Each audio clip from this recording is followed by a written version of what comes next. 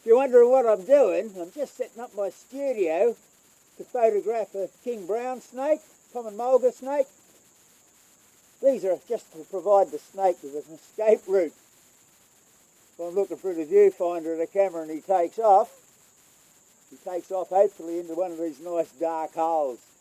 If he goes that way, I've got a bit of time then to grab my gear and go after him.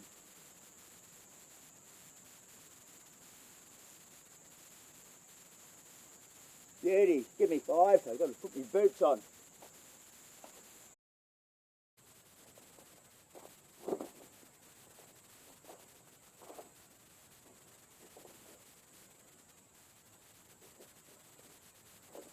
Right, the boots are on. I've got something soft to lean on. The camera. Hide box. Now the hide box is just to provide the snake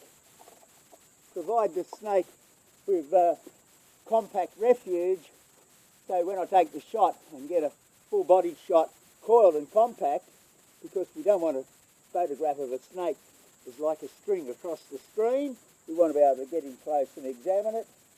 I'll whack a little bit of fancy stuff here, just to provide a bit of character to the photograph, the background. Got the snake. This is a sub-adult mulga. I haven't sexed it yet. We'll see what sex it is when I get it out. But I'll just check my camera settings. Lens cap off. See, it pays to check these things. Beautiful. The other thing to remember, things like your peak hat. If you're wearing a hat like I'm wearing, turn it around. If I've got it around the front, it touches their cap, their top flash. The top flash won't work. It disconnects it. See if we can get this snake out without too many dramas. It is a dangerously venomous snake. We do have a duty of care both to ourselves and other people. When you're out here by yourself doing this, there is associated problems. We're dealing with wild snakes. Although it's shortly after 6 o'clock in the morning, the temperature's still quite high. Many of these diurnally active snakes are quite visually aware of what's going on, and they take offence at being photographed. Not in every case. We got him. There he is. Nice little male mulga snake, and at that size he'd be sexually mature. We want him to go into the hole. There's a little hole on the side of this hide box. There he goes. He's gone in the hole. Yeah, duty of care. Yeah, that's why I'm set up like this. My studio is to minimise problems. The snake does a runner. He can come back towards me. Hopefully I get hold of him pretty quick before he gets hold of me. He's unlikely to grab hold of me in the short term unless I've taken several shots, poked him and prodded him, and then he might get a little bit upset. But if he goes that way, no worries. I've got a bit of open ground, so I've got time to get my gear and go after him. If he goes left or right, he'll generally go into one of these dark triangular frame hoop bags. That just provides him with refuge. Move that out of the way. Grab my camera. Now, we don't want to get bitten. It can ruin your day. But these things, if they get hold of you, you feel physically unwell very quickly. And who wants to be stuck in a hospital under observation? It's not likely to kill you, but I'll tell you what, you can shit through the eye of a needle after a bite from one of these real quick, I tell you. Let's see how we go. He's under the hide box, curled up. I'm going to just remove the cover, or the top, the hide box itself, gently, and at the same time, if he's in a good pose, get a photo.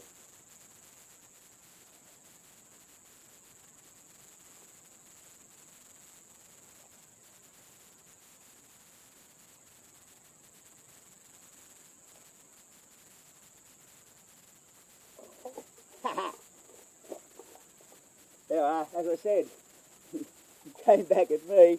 I'm looking through the viewfinder, so there's always going to be a delay, but then straight into the hide that I've got set up for that purpose. Not the best shots.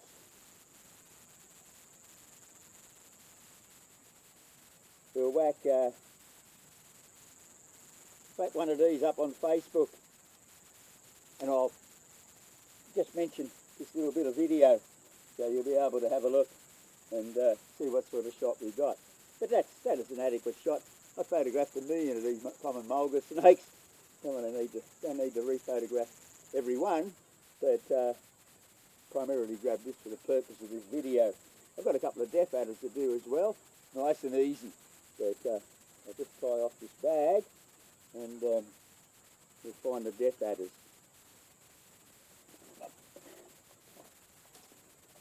To tie the bag, I put my thinning stick over it. I drag the bag through, can't see the snake, and that stops the snake from biting me through the bag. Now, 3 days in a coma after a bite through a bag. It wasn't one like this. It was actually my own stupidity. I was holding the snake through the bag on the top of my hand. Right, put him there. We'll go and find those death adders. We won't need this hide box, it's too big for the death adders, but I will grab a similar little hide, but smaller. Now, the ground here is not the best, and we don't want the same ground in every shot, so I'll move this around and do a little bit of gardening here to make the country look a bit better for a death adder.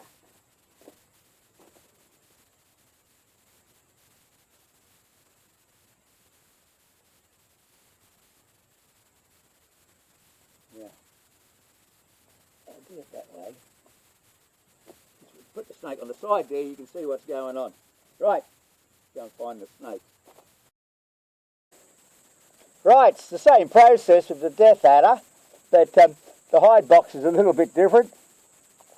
Just a little hide box, which is a modified lid. Find the snake. Yeah, these are much safer to manage. These are just little dudes. Just drop him out there. I don't know. Find him with my tongs. Yeah, much easier to manage these little dudes. These kitchen tongs are great for little snakes. Now have a look in there. He says, no, I'm not going in there. And you get, there, I get him to go in there.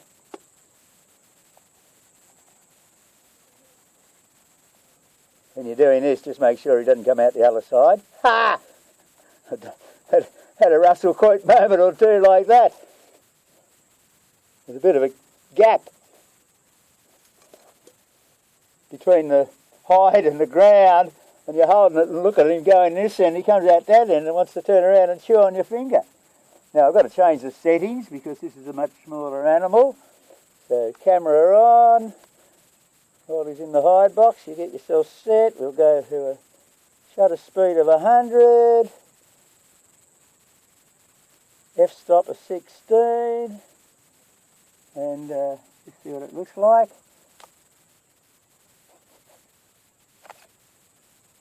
Beautiful. Yeah, it always pays just to double check your settings each time. Might be photographing something you've never photographed before. Right, we're ready to go. Now, his positioning mightn't be real good, but I often will take a quick shot, which is to record the animal and then fiddle around then a bit more afterwards to get that perfect pose. See, not a very good shot there at the moment, but it's still another good test of exposure. Beautiful exposure. Now we can fiddle around and get his little head out from underneath his body. Look at that. Still not the perfect shot, but it'll be good enough for a record. And we can fiddle around and try and get him into a nice death adder pose. Get off here. Oh, flies. He's not playing the game at the moment. That's a pretty typical death adder pose, but he's defensive.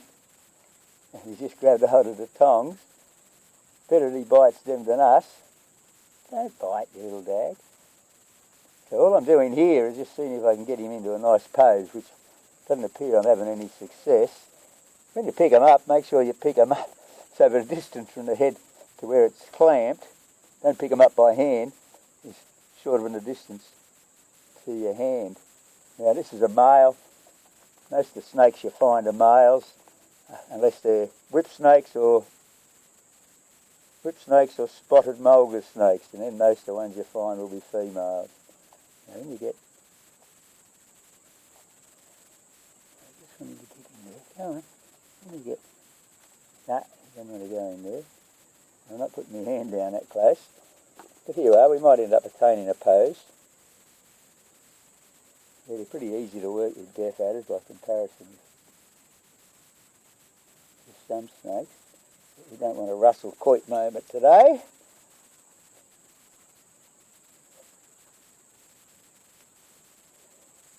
Yes, you see the photo, you don't appreciate how much effort often goes into getting that shot. Now, if you're going to photograph a deaf adder, one of the unique characters is their tail. So you want their tail in shot. Not always easy to do. And the other problem you can have with a deaf adder is they will go to the toilet all over themselves. And that can ruin your shot too.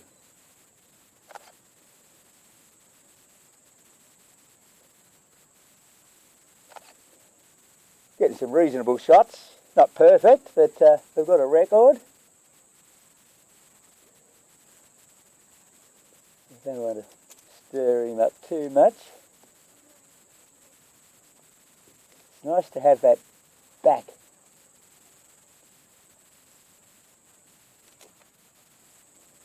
We'll put him in the bag and try the other one.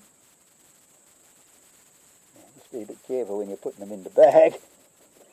Not so bad when it comes to biting through the bag, but as you're lowering them into the bag with your tongs, they can grab you on the hand if you lower them in with the head too close to your hand. Same process with the next one. Little hide box down there. Untie the bag.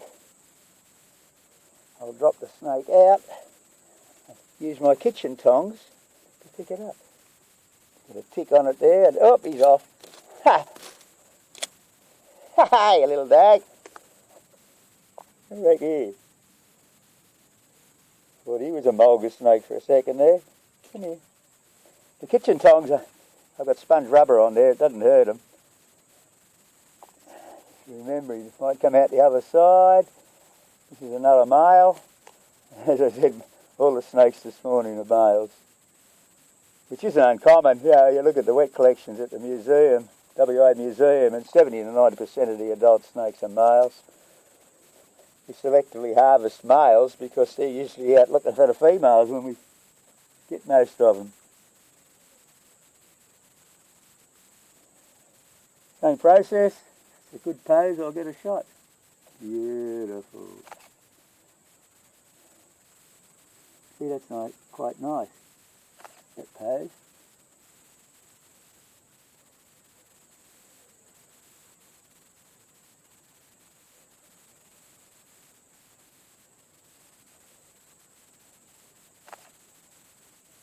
Oh, yeah, magic.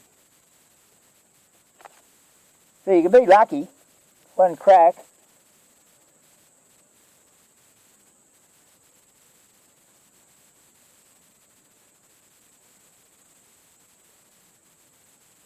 One crack and we get a nice shot. That doesn't always happen. Sometimes you play around for hours. Now he's going to... Oh. We've got a nice shot.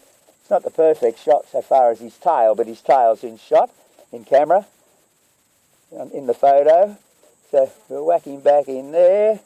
We can let him go. Right. I might get some tracking shots just to finish off with the camera. And Bob's your uncle. Ha! Happy photographing. And just make sure you don't put yourself at risk.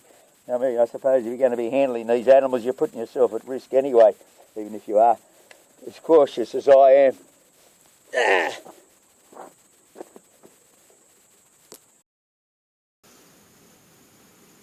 Right, finished photographing, now just letting the little deaf adder go.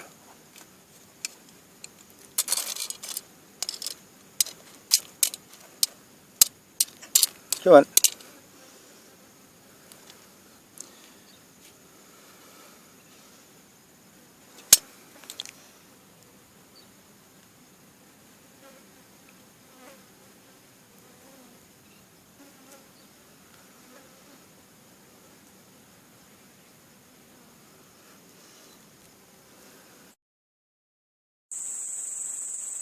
I wasn't ready when I dropped him out. I just did 100 mile an hour to the spinny clump.